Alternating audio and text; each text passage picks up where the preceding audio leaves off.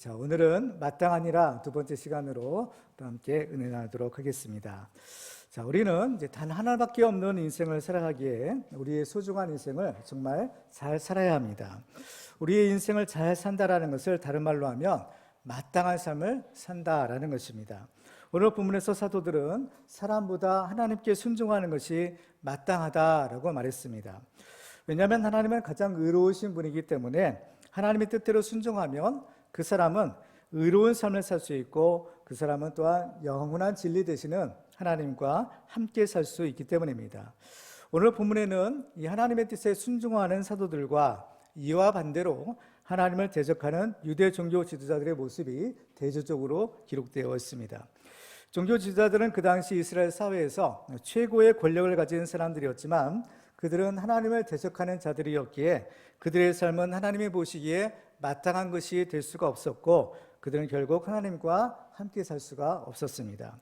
그렇지만 사도들은 비록 힘이 없는 자들이었지만 그들은 하나님께 순종하는 자들이었기에 그들의 삶은 하나님께 인정받는 마땅한 것이었고 그들은 영원하신 하나님과 함께 할 수 있는 축복의 주인공이 되었던 것입니다. 자, 그러면 우리는 어떻게 해야 이 사도들처럼 하나님께 인정받는 마땅한 삶을 살 수가 있을까요? 지난 시간에 이어서 우리는 오늘 말씀을 통해서 마땅한 삶의 비결을 살펴보고 또 영원하신 하나님과 함께하는 축복의 주인공들 되시기를 주님의 이름으로 축원합니다. 자, 오늘 본문의 말씀을 통해서 우리는 두 가지 사항을 함께 살펴보고 또 은혜를 나누고자 합니다. 첫 번째로 우리가 마땅한 삶을 살려면 우리는 사람을 살리는 가장 귀한 일을 해야 합니다.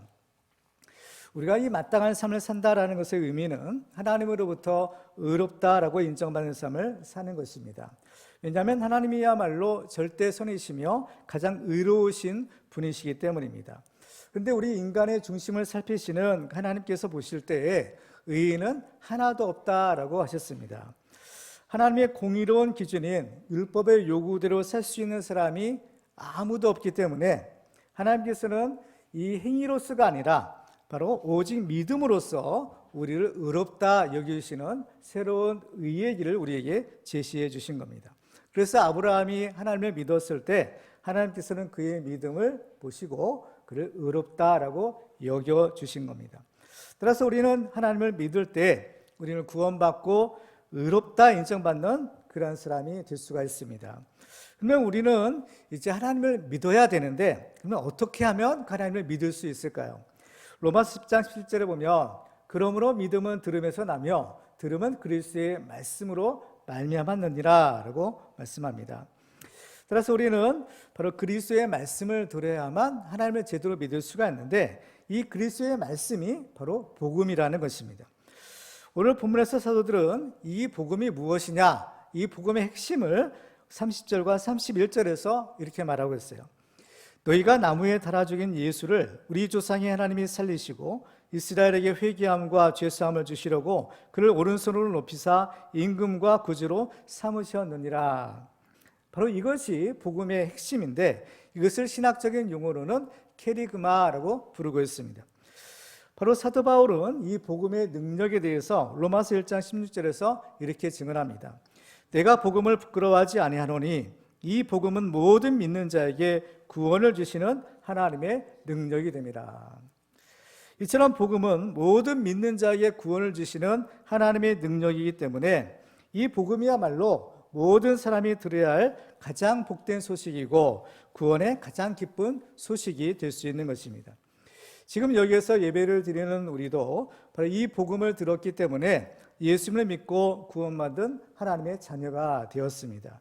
그런데 우리가 이미 복음을 알고 또 예수님을 믿어서인지는 모르겠지만 이 복음에 대해서 그렇게 감격스러워하거나 그렇게 놀라워하는 것은 하지는 않는 것 같습니다. 그런데 성경을 보면 이 복음은 본래 아무나 알 수 있는 것이 절대로 아니었습니다. 왜냐하면 이 복음은 오랫동안 감추어 두었던 하나님의 비밀 중에 비밀이었기 때문입니다.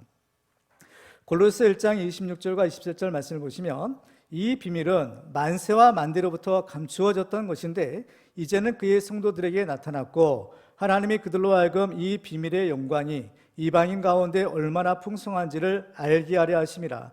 이 비밀은 너희 안에 계신 그리스도시니 곧 영광의 소망이니라 라고 말씀합니다. 하나님은 예수 그리스도를 통해서 우리를 구원하시려는 놀라운 계획을 가지고 계셨습니다. 이것은 오직 하나님만 알고 계셨던 것인데 이제는 그 비밀을 우리에게 다 알려주신 것입니다. 그래서 사도 바울은 이 비밀을 깨닫고 나서 고린도서 4장에서 이렇게 고백합니다. 사람이 마땅히 우리를 그리스도의 일꾼이요 하나님의 비밀을 맡은 자로 여길지어다. 사도 바울뿐만 아니라 우리들도 바로 이 놀라운 구원의 비밀을 이제 아는 자가 되었습니다. 그러면 우리가 이 놀라운 비밀을 알게 되었다면 이제 우리는 어떻게 해야 될까요? 그 비밀을 나만 알고 꽁꽁 감추어두고만 있어야 할까요? 그렇지 않습니다. 골로새서 4장 3절과 4절에 보면 바울은 바로 성도들에게 이렇게 기도 부탁하는 것을 보게 됩니다. 또한 우리를 위하여 기도하되 하나님의 전도할 문을 우리에게 열어주사 그리스도의 비밀을 말하게 하시기를 구하라. 내가 이 일 때문에 매임을 당하였노라. 그리하면 내가 마땅히 할 말로써 이 비밀을 나타내리라 라고 말합니다. 내가 이 복음의 비밀을 나타내기 위하여, 전하기 위하여 기도해 달라라고 부탁하는 것입니다. 우리는 어떤가요? 우리는 어떤 좋은 것을 발견하면 그것을 다른 사람들에게 또 알려주기를 원합니다. 예를 들면 어떤 식당에 가서 음식을 먹어보았는데 그것이 너무나 맛있고 또 좋은 재료를 써서 건강에도 좋다라고 한다면 그 사실을 다른 사람들에게도 알려주기를 원할 것입니다. 그래서 다른 식당들은 장사가 잘 안 되는 불경기일지라도 유명한 맛집들은 여전히 문전성시를 이루고 있는 것입니다. 이처럼 맛집도 사람들의 입소문을 타고 알려지는 것처럼 이 복음도 많은 사람들이 알도록 해야 하는 것입니다. 오늘 본문 32절의 말씀에 보면 우리는 이 일의 증인이요 하나님이 자기에게 순종하는 사람들에게 주신 성령도 그러하니라 라고 말하고 있습니다. 바로 우리는 이 일의 증인이다라는 겁니다. 이 일이 무엇인가요? 바로 예수 그리스도의 복음이요 또 예수 그리스도께서 죽었다 다시 살아나신 이 부활의 기쁜 소식인 것입니다. 바로 우리는 이 일의 증인이다라는 겁니다. 그리고 또 성령님도 그러하다라고 말하고 있습니다. 그러니까 이 구원의 비밀은 이 복음이죠. 이 복음은 그 사도들과 성령 하나님께서 함께 증언하고 있구나라는 사실을 우리가 알게 됩니다. 그러면 성령 하나님께서는 어떻게 이 복음의 증인이 되시는 것일까요? 오늘 본문의 바로 앞에 보면 사도들을 통하여 각종 병에 걸렸던 사람들이 다 나음을 입는 기적이 일어납니다. 또 귀신 들었던 사람에게서 귀신이 쫓겨나가는 그런 놀라운 일들이 일어났죠. 이것은 하나님께서 이 표적을 통해서 사도들이 전하는 그 복음을 친히 증언해 주신 겁니다. 사도행전 14장 3절에 보면요 이렇게 말씀합니다. 두 사도가 오래 있어 주를 힘입어 담대히 말하니 주께서 그들의 손으로 표적과 기사를 행하게 하여 주사 자기 은혜의 말씀을 증언하시니 라고 했어요. 앞부분에서도 보면 사도들과 초대교회 성도들은 하나님께 이렇게 기도했던 것을 보게 됩니다. 사도행전 4장 29절 이하에 보면 주여 이제도 그들의 위협함을 굽어보시옵고 또 종들로 하여금 담대히 하나님의 말씀을 전하게 하여 주시오며 손을 내밀어 병을 낫게 하시옵고 표적과 기사가 거룩한 종 예수의 이름으로 이루어지게 하옵소서 하더라. 배기를 다음에 모인 것이 진동하더니 우리가 다 성령이 충만하여 담대히 하나님의 말씀을 전하니라. 바로 담대하게 하나님의 말씀을 전했다라는 겁니다. 그리고 하나님께서는 그들이 전하는 그 말씀, 이 복음을 바로 여러 가지 표적을 통해서 친히 증거해 주신 겁니다. 그래서 이 복음은 우리 사람을 구원하는 하나님의 능력이기 때문에 이 복음 전하는 일에는 반드시 우리 사람과 하나님이 함께 역사한다라는 그런 특징이 있습니다. 복음이 누구를 구원하는 말씀이에요? 바로 우리 사람을 구원하는 하나님의 능력인 겁니다. 그 때문에 이 사람을 구원하는 일에는 바로 이것은 근본적으로는 하나님이 하시는 것이지만 이 복음 전하는 일에는 우리 사람을 통해서 복음을 전하게 하신다라는 겁니다. 로마서 10장 13절 이하에 보면 이렇게 말씀합니다. 누구든지 주의 이름을 부르는 자는 구원을 받으리라. 그런즉 그들이 믿지 아니하는 일을 어찌 부르리요? 듣지도 못한 일을 어찌 믿으리요? 전파하는 자가 없이 어찌 들으리요? 보내심을 받지 아니하였으면 어찌 전파하리요? 기록된 바 아름답도다. 좋은 소식을 전하는 자들의 발휘함과 같으니라 라고 말합니다. 바로 이 하나님의 이 생명의 복음을 들어야만 믿고 구원받을 수가 있는데, 근본적으로는 누가 이 복음을 전하게 하시느냐, 바로 하나님이 하신다라는 겁니다. 그렇죠? 하나님이 복음을 전하게 하시는 거죠. 그렇지만 그 복음은 누가 전해요? 우리 사람이 전하는 겁니다. 그래서 이 복음을 전하는 자들의 발이 아름답다라고 말하는 겁니다. 하나님께서는 이 귀한 복음을 전하는 일에 천사나 또는 다른 어떤 존재가 아니라 바로 우리 사람에게 그 일을 맡기시는 겁니다. 바로 이것이 우리가 해야 될 전도라는 것이에요. 고린도서 1장 21절에 보면 하나님의 지혜에 있어서는 이 세상이 자기 지혜로 하나님을 알지 못하므로 하나님께서 전도에 미련한 것으로 믿는 자들을 구원하시기를 기뻐하셨도다 라고 하시요. 하나님의 능력으로 천사들을 통해서 순식간에 복음을 전할 수도 있지만, 하나님께서는 그들이 천사가 아닌 바로 우리 사람을 통하여, 더디지만 미련한 게 보이지만 사람을 통하여 이 복음을 전하게 하신다는 겁니다. 이 세상에서 가장 귀하고 가치 있는 일이라면 바로 사람을 살리는 일입니다. 따라서 우리는 이 사람을 살리는 일에 우리의 최고의 우선순위를 둘 필요가 있습니다. 그러면 이 사람을 살리는 것이 과연 무엇일까요? 그것이 바로 하나님의 말씀입니다. 앞에서 보면 주의 사자가 옥에 갇힌 사도들을 끌어내고 이렇게 말했습니다. 사도행전 5장 20절에 보면 가서 성전에 서서 이 생명의 말씀을 다 백성에게 말하라. 이 하나님의 말씀을 가리켜 생명의 말씀이다라고 부르고 있어요.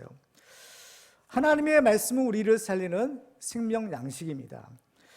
요한복음 5장 25절에 보면 예수님께서 이렇게 말씀하죠. 진실로 진실로 너희에게 이르노니 죽은 자들이 하나님의 아들의 음성을 들을 때가 오나니 곧 이때라. 듣는 자는 살아나리라. 바로 영적으로 죽었던 많은 사람들, 바로 하나님의 아들의 음성, 예수 그리스도의 이 복된 소식을 듣는 순간 바로 그들은 이 복음을 듣고 살아난다라고 말씀하시는 겁니다. 사도 바울은 내가 복음을 부끄러워하지 아니하노니 이 복음은 모든 믿는 자에게 구원을 주시는 하나님의 능력이 됨이라라고 했어요. 그래서 이 바울은 이 복음의 비밀을 깨닫고 나서 그 복음을 전하는 일에 자기의 남은 생애를 다 바친 것입니다. 그래서 사도 바울이 이제 예루살렘을 향해서 가던 도중에 에베소의 교회 장로들을 불러 마지막 작별의 인사를 나누었습니다. 그때의 장면을 사도행전 20장 24절에 보면 이렇게 기록하고 있어요. 내가 달려갈 길과 주 예수께 받은 사명 곧 하나님의 은혜의 복음을 증언하는 일을 마치려 하면은 나의 생명조차 조금도 귀한 것으로 여기지 아니하노라. 바울은 이 복음이 얼마나 귀한 것이고 얼마나 가치가 있는 것인 것을 분명히 알았던 사람이죠. 이 복음은 모든 믿는 자에게 구원을 주시는 하나님의 능력이 되는 겁니다.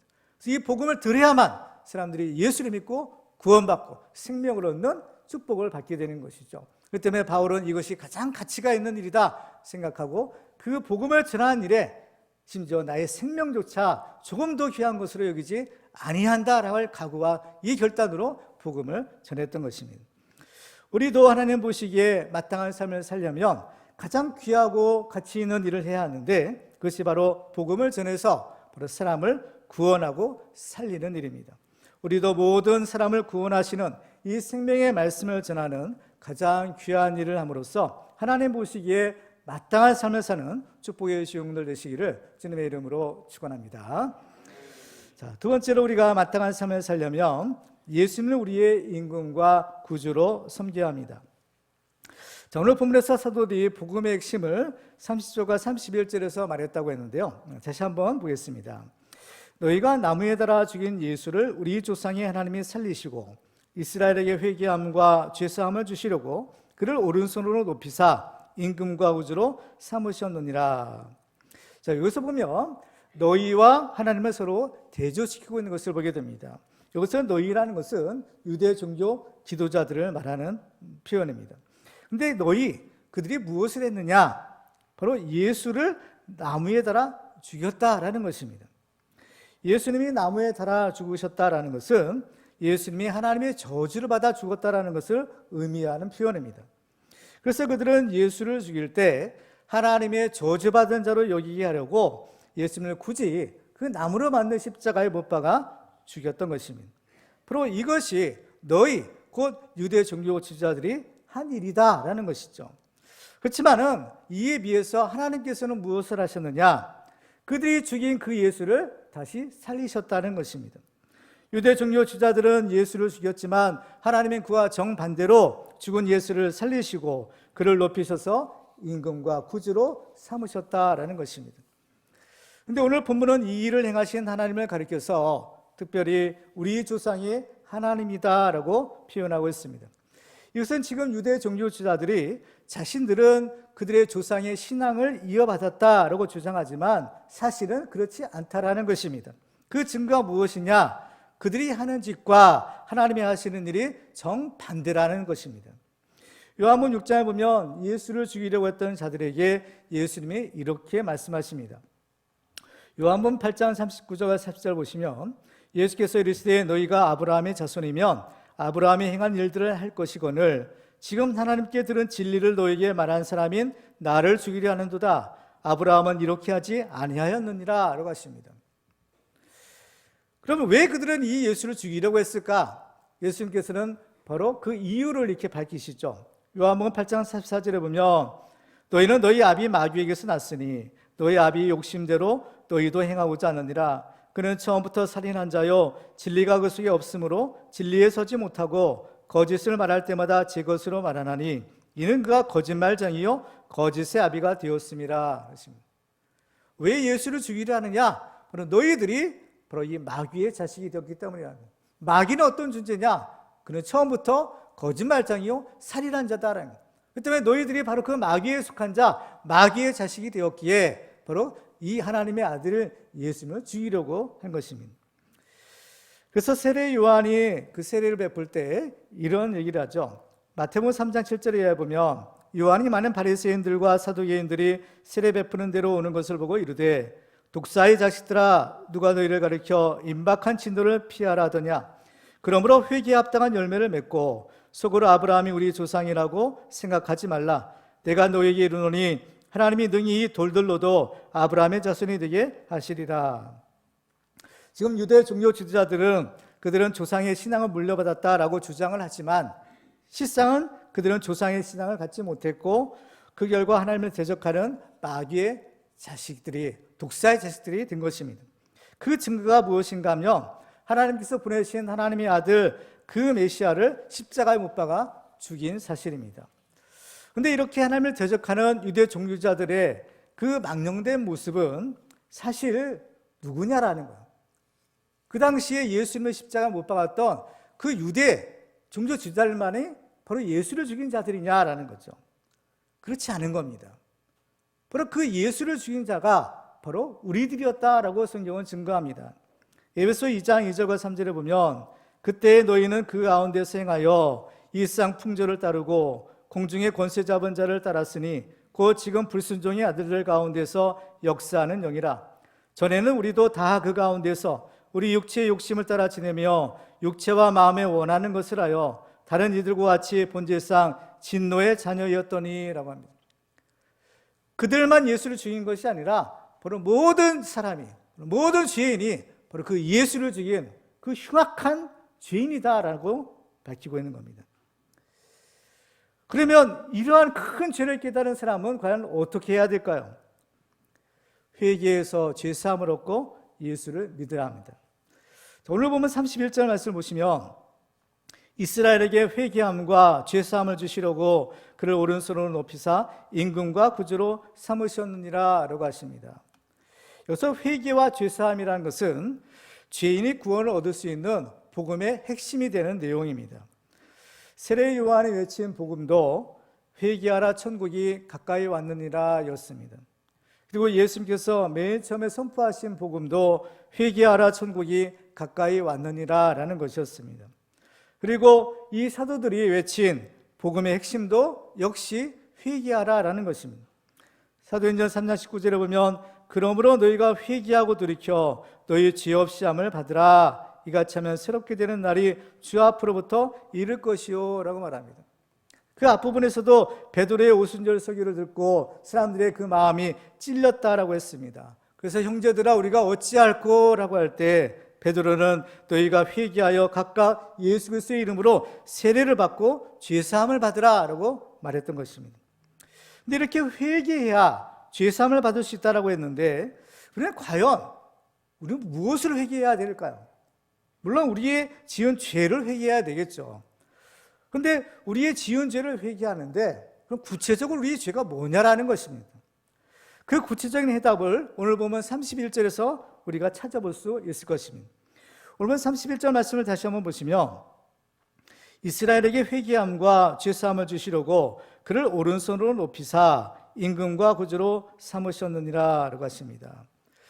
회개함과 죄사함을 주시려고 하나님께서 그를, 바로 예수님이죠, 오른손으로 높이사 임금과 구주로 삼으셨다는 겁니다.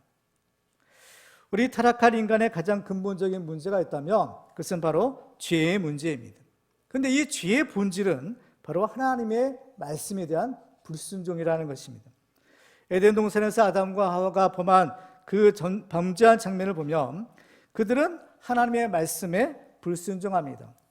하나님께서는 분명히 선악을 알게 하는 나무의 열매는 먹지 말라, 먹는 날에는 내가 반드시 죽으리라 라고 말씀하셨습니다. 하나님의 명령이죠. 그렇지만 아담과 하와는 어땠나요? 그 말씀을 어기고 그 나무의 열매를 따먹고 말았던 것입니다. 아담의 타락 이후에도 바로 이러한 죄는요, 계속해서 우리에게 내려오고 있는 것입니다.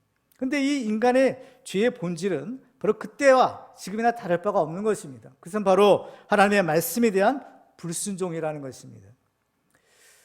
우리는 우리 속에 바로 하나님의 말씀에 대한 불순종의 이 악한 기질이 있다는 것을 우리는 알아야 됩니다. 그야말로 우리의 죄의 쓴뿌리들이 우리에게는 여전히 남아있는 것이죠. 그렇기 때문에 하나님의 말씀에 순전하게 순종하기보다는 일단은 튕겨보는 거죠. 일단은 거절해보고 보는 겁니다. 안 됩니다, 못합니다, 할 수 없습니다 라는 거죠. 이게 인간의 본성이라는 것입니다. 그런데 왜 그렇게 하나님의 말씀에 불순종할까? 왜 이 하나님의 말씀에 불순종하는 것이 문제냐? 이 하나님의 말씀에 대한 불순종은 사실은 바로 그 불순종 이전에 바로 하나님에 대한 불신앙의 표현인 겁니다. 왜 하나님의 말씀에 불순종할까? 그 이유는 하나님을 믿지 않기 때문인 겁니다. 이 하나님에 대한 불신앙이 바로 하나님의 말씀에 대한 불순종의 열매로 나타나는 것입니다. 그러니까 하나님을 믿지 않기 때문에 하나님의 말씀을 무시하고 하나님의 말씀을 지키지 않는 겁니다. 그러니까 이 불순종이 죄인 것은 그 불순종 이전에 그 불신앙이 먼저 근본적인 문제라는 것입니다. 따라서 우리는 구체적으로 무엇을 회개해야 되냐? 바로 하나님의 말씀에 불순종하고 자기 마음대로 살려고 하는 죄, 바로 하나님에 대한 이 불신앙의 죄를 회개해야 된다라는 것입니다. 그래서 이 회개한 사람은 이제 하나님께서 우리의 임금과 구주로 삼으신 그 예수님을 믿어야 한다는 겁니다. 회개의 물세를 베푼 세례 요한은 회개의 열매를 맺으라라고 했어요. 근데 그 회개의 열매가 과연 뭐냐는 거예요. 물론 변화된 삶인 거죠. 새로워진 삶, 새 사람인 거예요. 근데 그 새 사람, 변화된 삶이 과연 무엇인가라는 거예요. 회개의 열매가 과연 뭐냐? 바로 하나님이 우리의 임금과 구주로 삼으신 그 예수를 믿는 겁니다. 사도행전 2장 38절에 보면 베드로가 이르되 너희가 회개하여 각각 예수 그리스도의 이름으로 세례를 받고 죄사함을 받으라. 그러면 성령의 선물을 받으리니 라고 말합니다. 여기서 예수 그리스도의 이름으로 세례를 받는다라는 것은 바로 예수를 믿는다라는 것이에요. 예수를 믿는다는 것은 뭐냐? 바로 예수님과 함께 죄에 대하여 죽고 의에 대해서 산 자가 되는 것입니다. 바로 이것이 바로 우리 하나님에 대한 우리 믿음의 고백으로서 세례를 받는 그 의미라는 겁니다. 근데 우리가 이 예수를 믿을 때 주의해야 될 것이 있다라는 거예요. 예수를 믿는다라는 것은 다른 말로 하면 예수를 영접하는 것이라고 했습니다. 요한복음 1장 12절에 보면 영접하는 자, 곧 그 이름을 믿는 자들에게는 하나님의 자녀가 되는 권세를 주셨으니 라고 했죠. 예수를 믿는 것은 예수를 영접하는 것이라는 겁니다. 그러면 예수를 내 인생에 누구로 영접할 것이냐, 예수를 내 인생에 누구로 모실 것이냐, 이게 중요한 겁니다. 31절을 다시 한번 보시면 이스라엘에게 회개함과 죄사함을 주시려고 그를 오른손으로 높이사 임금과 구주로 삼으셨느니라 라고 하세요. 하나님은 예수를 우리의 임금과 구주로 삼으셨다라고 했습니다. 따라서 우리가 예수를 믿되 예수를 내 인생의 임금과 구주로 믿어야 한다는 겁니다. 예수를 내 인생의 임금으로 믿는다라는 것은 나는 예수를 나의 왕으로 모시고 예수님의 말씀에 순종한다라는 것을 의미하는 것입니다. 그러면 예수님께서는 나를 그분의 백성으로 삼으셔서 나를 다스려 주시고 또 나를 책임져 주시는 겁니다. 그러면 자연히 예수께서는 나의 죄와 사망을, 나를 죄와 사망에서 구원하시는 구세주가 되시는 거죠. 근데 어떤 사람은 예수님을 믿되 구주로만 믿고 임금으로는 믿지 않으려는 그러한 경우가 있습니다. 그래서 예수님을 믿는다 하더라도 그 말씀에는 순종하지 않고 여전히 제멋대로 살아가고자 하는 그러한 삶의 모습을 보이는 겁니다. 하지만 이런 사람은 어떤가요? 자기는 예수를 믿는다라고 생각할지 모르지만 실상은 예수를 믿는 것이 아니라는 겁니다. 그렇기 때문에 이 사람은 예수님과는 상관이 없는 자가 되고 따라서 구원을 얻지 못하게 되는 겁니다. 오늘 본문에 등장하는 유대 종교자들의 경우를 보면 어떤가요? 자신들은 분명히 조상들의 신앙을 물려받았다라고 주장했습니다. 그렇지만 실상은 그렇지 않았다라는 것이죠. 그들은 하나님과 상관이 없는 자일 뿐만 아니라 오히려 그 하나님의 아들을 죽이는, 하나님을 대적하는 자가 되었던 것입니다. 그래서 디도서 1장 16절에 보면 바로 이런 사람들에 대해서 이렇게 말씀합니다. 그들이 하나님을 시인하나 행위로는 부인하니 가증한 자요 복종하지 아니하는 자요 모든 선한 일을 버리는 자니라. 그들이 하나님을 시인한다는 겁니다. 믿지 않는 것이 아니에요. 하나님을 믿는다라 한다. 예수를 믿는다라고 한다는 겁니다. 하나님을 시인하지만 행위로는 부인한다는 거예요. 이게 무슨 뜻이에요? 말씀에는 순종하지 않는다는 겁니다. 가증한 자요 복종하지 아니하는 자다라고 말씀합니다. 세례요한이 세례를 줄 때 회개의 열매를 맺으라라고 했어요. 예수님도 그 열매를 보아 그 나무를 안다라고 하셨죠. 그리고 예수님이 이런 말씀을 주십니다. 마태복음 7장 21절에 의하면 나더러 주여 주여 하는 자마다 다 천국에 들어갈 것이 아니요 다만 하늘에 계신 내 아버지의 뜻대로 행하는 자라야 들어가리라. 그날에 많은 사람이 나더러 이르되 주여 주여 우리가 주의 이름으로 선지자 노릇하며 주의 이름으로 귀신을 쫓아내며 주의 이름으로 많은 권능을 행하지 아니하였나이까 하리니 그때 내가 그들에게 밝히 말하되 내가 너희를 도무지 알지 못하니 불법을 행하는 자들아 내게서 떠나가라 하리라. 바로 슬피 울며 이를 감이 있을 것이다 라는 사람들이 바로 이런 사람이 될 것이다 라는 것입니다. 하나님을 입으로는 시인하나 입으로는 주여 주여 하지만 그러나 그 말씀대로 살지 않는 그 사람들에 대한 경고의 말씀인 겁니다. 우리는 이 예수를 믿어야만 구원을 받을 수가 있습니다. 우리가 구원받을 수 있는 다른 방법은 없는 것이에요. 사도행전 4장 12절에 보면 다른 이로서는 구원을 받을 수 없나니 천하 사람 중에 구원을 받을 만한 다른 이름을 우리에게 주신 일이 없음이라 하였더라. 다른 방법은 없다는 거예요. 다른 길이 없다는 겁니다. 오직 예수를 믿어야만 구원받는다는 거. 왜 그럴까요? 하나님이 우리를 구원하시는 하나님의 구원의 방법은 예수를 통해서인 겁니다. 이건 하나님이 정하신 거예요. 하나님이 정하신 하나님의 뜻인 겁니다. 그렇기 때문에 그 하나님의 뜻대로 순종하는 사람만이, 그 뜻대로 순종하여 예수를 믿는 사람만이 바로 구원을 받을 수 있다라는 것입니다.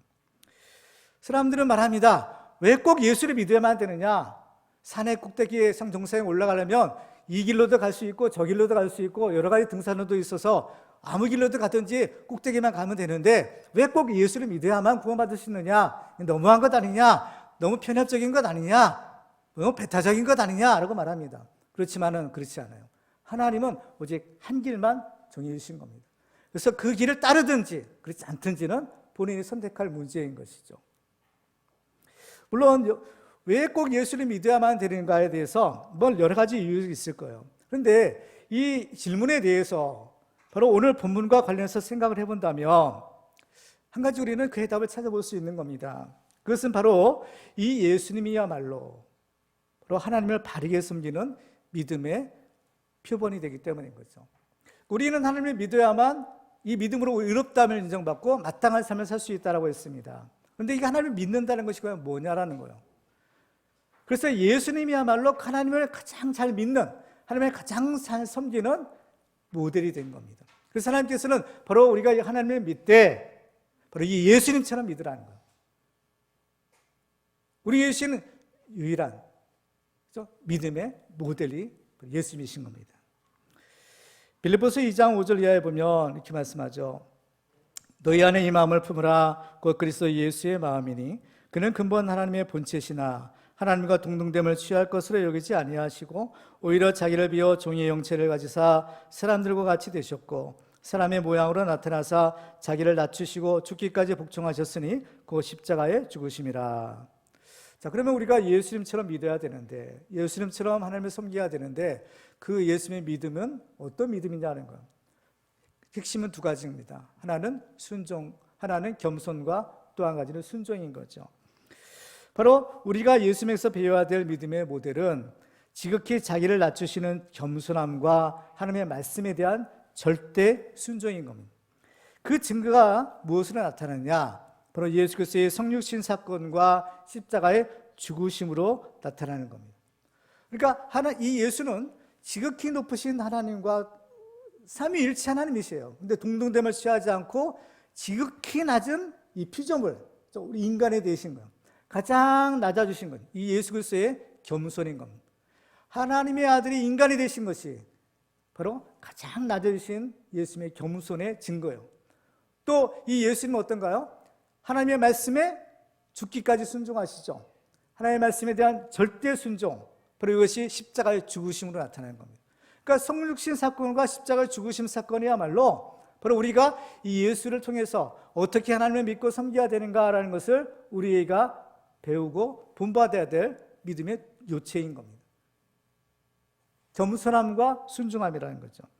그럴 때 하나님은 그 예수를 오히려 지극히 높여주셨다라고 말씀합니다. 빌립보서 2장 9절에 보면 이름으로 하나님이 그를 지극히 높여 모든 이름 위에 뛰어난 이름을 주사 하늘에 있는 자들과 땅에 있는 자들과 땅 아래에 있는 자들로 모든 무릎을 예수의 이름에 꿇게 하시고 모든 입으로 예수 그리스도를 주라 시인하여 하나님 아버지께 영광을 돌리게 하셨느니라 하셨어요. 예수님은 겸손하셔서 지극히 가장 낮아지셨지만 그렇지만 우리 하나님께서는 그 예수를 가장 높이 올리셔서, 그렇죠? 바로 하늘에 있는 자들, 땅에 있는 자들, 땅 아래에 있는 모든 자들로 그 예수 이름에 무릎 꿇게 하신 거예요. 바로 이것이 오늘 본문에서 하나님의 그 예수를 지극히 높여 우리의 임금과 구주를 삼으셨다라는 것입니다. 따라서 예수를 믿고 구원받은 우리의 성도들은 반드시 이제 우리의 임금으로 예수 그리스도를 모시고 그 말씀에 순종하는 삶을 살아야 하는 것입니다. 오늘 본문에서 사도들은 이렇게 말합니다. 오늘 29절 보실까요? 베드로와 사도들이 대답하여 이르되 사람보다 하나님께 순종하는 것이 마땅하니라. 하나님께 순종하는 것이 마땅하다라는 것입니다. 바로 하나님이 높이셔서 임금과 우주로 삼으신 그 예수를 우리가 믿고 섬기는 것이야말로 하나님의 뜻에 순종하는 것입니다. 하나님이 무엇이냐? 하나님과 그 보내신 아들을 믿는 것이 하나님의 일이라고 합니다. 가장 중요한 것이 그 아들을 믿는 것입니다. 믿는 것은 그 예수를 우리의 임금과 구주로 모시고 사는 것이죠. 그렇지만 우리는 어떤가요? 우리는 여전히 이 타락한 불순종의 이 기질들을 가지고 있는 겁니다. 그래서 우리는 하나님을 믿는다, 예수를 믿는다 하면서도 여전히 하나님의 말씀에 불순종하는 그러한 죄를 짓고 있고 그러한 유혹을 우리가 계속해서 받고 있는 겁니다.